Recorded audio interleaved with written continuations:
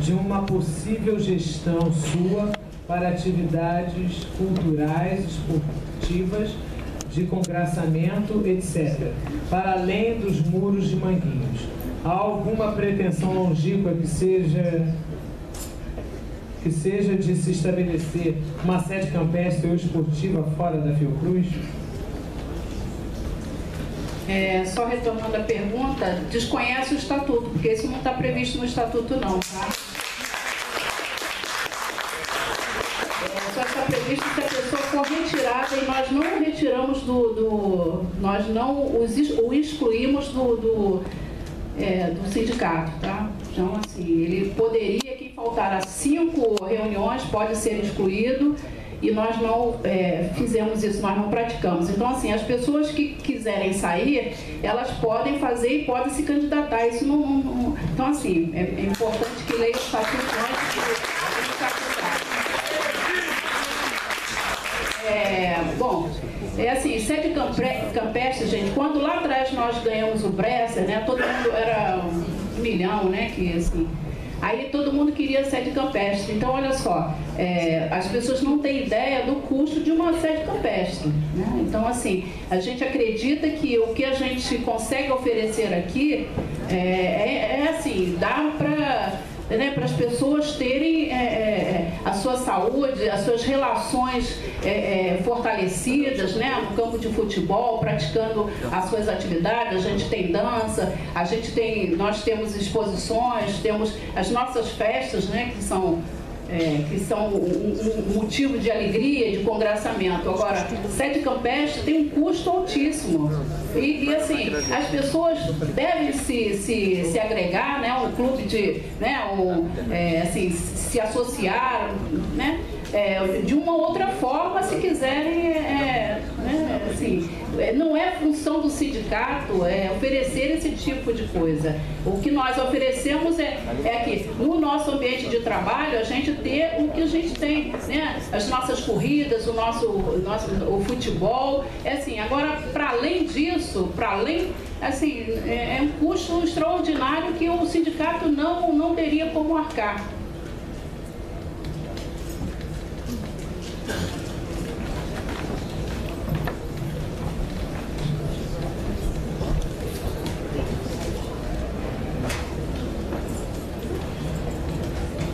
Rogério Lames Rocha.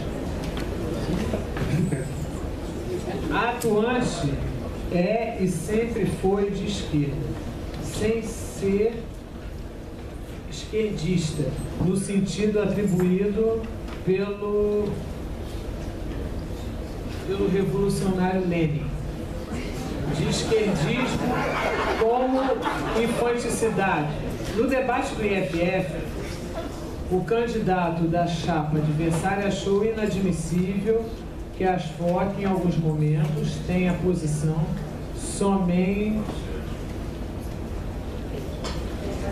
Pede para ele ler. Serenamente na direção da Fiocruz, ignorando que isto vai acontecer sempre que a presidência ou o CD Fiocruz concordarem com os trabalhadores. Pergunto: por que está esta dificuldade esquerdista de eventualmente concordar com a direção, com o diretor de unidade ou um presidente da Fiocruz? Então vou repetir a pergunta. Por que esta dificuldade esquerdista de eventualmente concordar com o diretor de unidade ou um presidente da Fiocruz? Bem, na minha fala original, inicial, eu já falei isso, né? A gente não quer um sindicato opositor à presidência da Fiocruz, de jeito nenhum. A questão é que, quando tem um sindicato que tem uma ação que está levando o posicionamento do trabalhador, a presidência, que é eleita pelo mesmo trabalhador, isso é bom dizer, né? O sindicato é eleito por um colégio eleitoral que é quase igual ao colégio eleitoral da presidência. Aliás, o colégio eleitoral da presidência é maior do que o do sindicato, porque o sindicato é só o sindicalizado e da presidência é todo o trabalhador mesmo não sindicalizado. Então, é óbvio que a presidência vai ter compromissos com essa base. O sindicato tem só compromisso com essa base. A presidência, por outro lado, também tem compromissos com o governo federal. E, eventualmente, vai ter que cumprir e fazer mediações em relação a esses dois lados. O sindicato não, o sindicato tem um posicionamento só. Quando esses dois compromissos, quando esses dois vetores forem juntos, tem que juntar. Tem que juntar para poder fortalecer a luta dos trabalhadores, sim. Mas quando eventualmente tiver alguma condição relacionada a uma dificuldade em relação ao posicionamento do trabalhador e ao posicionamento da presidência, que também é governo, tem que se diferenciar. Tem que se diferenciar, e o exemplo bom colocado, já falei aqui, é em relação à questão do sexto congresso interno. O sexto congresso interno, em definições da classe trabalhadora da Fiocruz, em grupões, em assembleias, em os vários espaços anteriores, foi colocado para ser contra a empresa biomanguista. A direção da Fiocruz era a favor. Então, juntou por quê? Juntou por quê? Essa é a pergunta que eu coloco o tempo todo e nunca se explica de forma muito clara. E naquele momento tinha que diferenciar. Não foi diferenciado. Quando junta, junta. Mas quando está igual, tem que juntar. Quando não está igual, não pode se misturar. E isso vale também para a questão das comissões, como a gente colocou aqui agora. É claro que as comissões têm trabalhadores. Só que os trabalhadores que estão nas comissões não são trabalhadores, são trabalhadores que estão cumprindo um papel institucional. A gente tem que falar que o sindicato tem que levar para as posições das comissões a posição da base dos trabalhadores e não a posição da diretoria que foi eleita e depois de 3 anos não vai falar sobre assédio com a base para poder discutir e levar efetivamente o que está colocado lá. E só apresentar a proposta numa cartilha sobre assédio dentro de um seminário, onde os trabalhadores vão saber dentro do seminário qual é a postura do sindicato, teria que ter sido feito antes. Então, não somos esquerdistas, esquerdismo é uma doença infantil, mas governismo é uma doença senil.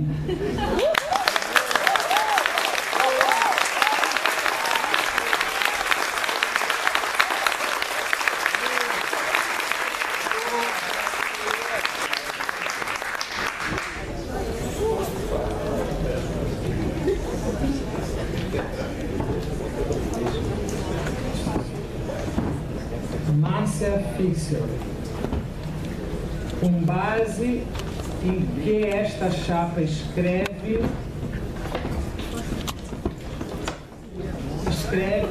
em seu panfleto que não há compromisso do governo eleito para, pontinho, pontinho, valorizar, pontinho, pontinho, a força do trabalho no serviço público.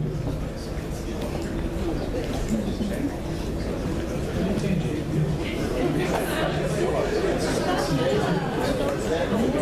Atuante, com base em que esta chapa escreve em seu panfleto que, entre aspas, não há um compromisso do governo eleito para, pontinho, pontinho, valorizar, pontinho, pontinho, a força do trabalho no serviço público.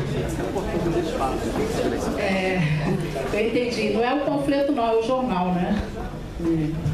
Então, assim, o compromisso que está valendo foi o dos 15,8. Daqui para frente, nós vamos ter que conquistar, né? Vamos ter que lutar muito e conquistar, porque ninguém disse assim, olha só, vocês têm uma data base, e aí nessa data base vocês vão ter a reposição da inflação. Olha só, no próximo ano vocês podem contar com 5% de aumento, 10%. Então, assim, não tem esse compromisso, né? O compromisso que foi assinado em 2012, ele termina agora em janeiro de 2015. Então, assim, nós não temos garantia. Por isso, a nossa luta tem que ser ferrenha, né? Nós temos que ir para a rua. Até o mês de janeiro, a gente tem o que foi conquistado lá atrás, a duras penas, né? Eu já citei várias vezes o quanto foi difícil, quantas noites nós tivemos que passar lá de frente para o Ministério do Planejamento, quantas idas os trabalhadores tiveram que ir em carreata. Nesse mesmo jornal tem uma foto minha falando lá em Brasília para os nossos trabalhadores e para os trabalhadores no geral, assim, do quanto esse governo tem sido perverso com os trabalhadores, né? E é um governo de trabalhador.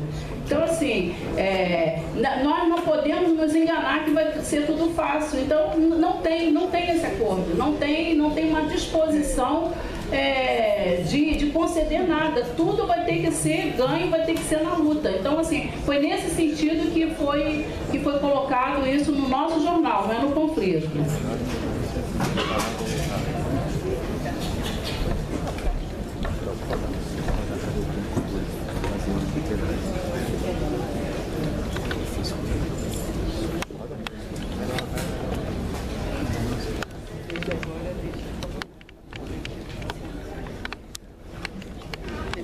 Sheila Hansen.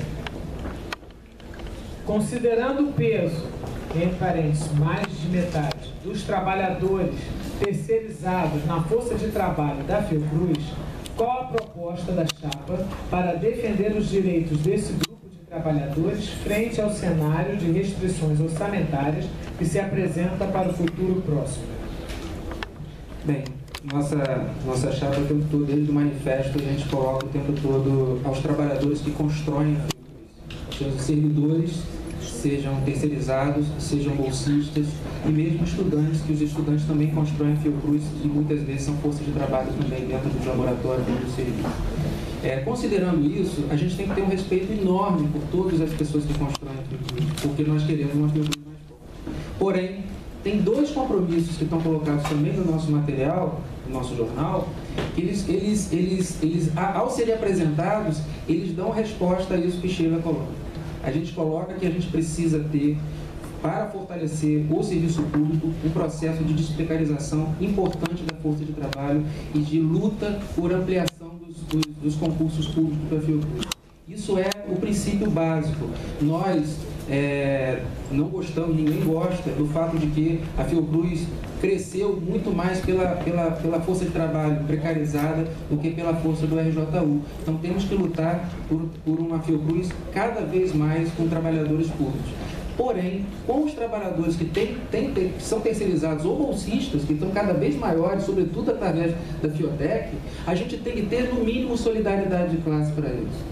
As possibilidades da gente ver, as condições de trabalho que estão colocadas, o assédio que a gente citou, o assédio hoje, que é um grande iceberg dentro da Fiocruz, o principal assediado é o trabalhador terceirizado, ou melhor, o trabalhador que não é servidor. Por quê? Ele é mais frágil.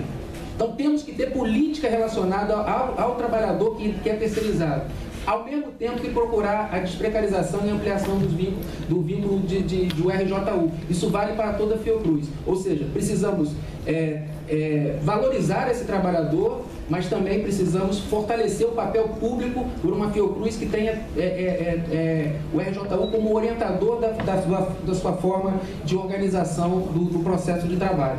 Porém, isso às vezes pode parecer difícil de ser imaginado, inclusive como contraditório uma coisa em relação à outra. Acho que os exemplos colocados no período mais recente, em relação aos terceirizados, isso é um exemplo que a gente podia trazer. A questão está previsto agora um grande corte orçamentário, um grande reajuste orçamentário da Fiocruz, que talvez tenham que demitir um monte de trabalhadores. Primeira coisa, precisa analisar as origens dessa crise orçamentária da Fiocruz, que não é originária dos terceirizados. Então está colocando, assim como no governo federal coloca ajuste fiscal, isso implica diminuição de direito do trabalhador-servidor, começa aqui na Fiocruz para baixo a mesma lógica. Corte orçamentário, ajuste orçamentário vai direto ao trabalhador que é terceirizado. Então precisamos ver, inclusive, se a origem desse corte orçamentário, que é uma gestão patrimonialista na forma de fazer orçamento e divisão de orçamento dentro da Fiocruz. Para aí sim a gente ver, poder ao trabalhador as condições que não ele tem que ser ocupado dessa crise que está colocada.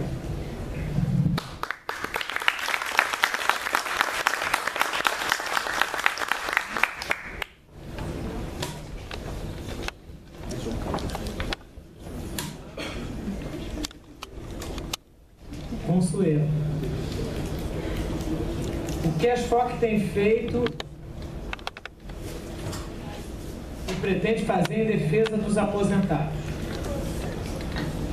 Bom, a SFOC, assim, lá atrás já fez, né? Ela, quando houve a reformulação do nosso estatuto, nós contemplamos os aposentados para que eles tivessem voz e voto. Então, assim, foi dado a ele também o direito de votar e ser votado. A gente pode ter um aposentado como presidente do sindicato, e isso que lá atrás não haveria essa possibilidade. Nós estamos em permanente contato com os nossos aposentados, nós estamos defendendo sempre. Nós pegamos esses 15,8 e colocamos para